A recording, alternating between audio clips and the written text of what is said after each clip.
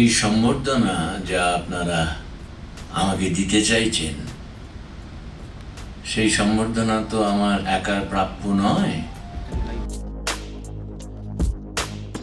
রাজদীপের সাথে আমার এটা প্রথম কাজ তো বটেই। এমন একটা সময়ে কাজটা হয়েছিল যখন রাজদীপ ইন্ডাস্ট্রিতে খুব নতুন, এবং সৌমিত্র জেঠু ছিলেন আমাদের সাথে। আমি কখনোই মনে করি না যে সৌমিত্র জেঠু আমাদের সাথে নেই, কারণ ওনাকে নেই ভাবতেই পারি না।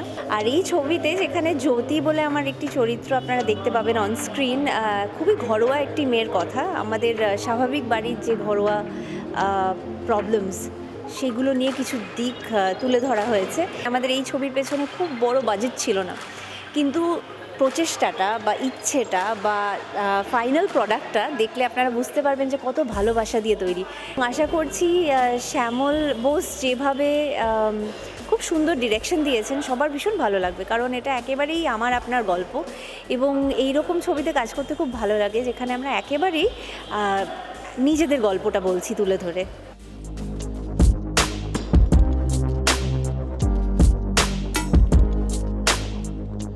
একটা সাধারণ ছেলে, কিন্তু তার জীবনে বেশ কিছু ঘটনা ঘটছে যেগুলো কিন্তু খুব একটা সাধারণ নয়। তো এবং সে সেখান থেকে সেই জার্নিটা থেকে কী করে ওভারকাম করছে, তার লাইফের জার্নি এবং তার স্ট্রাগল। এবং আমরা মানুষেরা কি, আমরা প্রত্যেকেই অ্যাকচুয়ালি সাধারণ। আমাদের লাইফের স্ট্রাগল এবং সেগুলো পেরিয়ে ওঠা, সেই বাধাগুলোকে অতিক্রম করা, সেটাই আমাদেরকে অসাধারণ বানায়। তো সেই সাধারণ একটা ছেলের একটা অসাধারণ জার্নির কথাই হয়তো এই গল্প বলবে। আলোর দিশা, কী করে সে আলোর দিশা দেখতে পাচ্ছে। পারিবারিক গল্প, একজন ট্যাক্সি চালকের জীবন নিয়ে ঘটনাটা। তার প্রথম জীবনটা রাজদীপ করছে এবং বৃদ্ধ বয়সটা সৌমিত্রদা করছে। সৌমিত্রদার সঙ্গে এটা আমার 10 নম্বর ছবি, আজকে রিলিজ হচ্ছে আলোর দিশা। আমি ওনার খুব কাছের মানুষ ছিলাম, যেহেতু 12টা ছবি করেছি।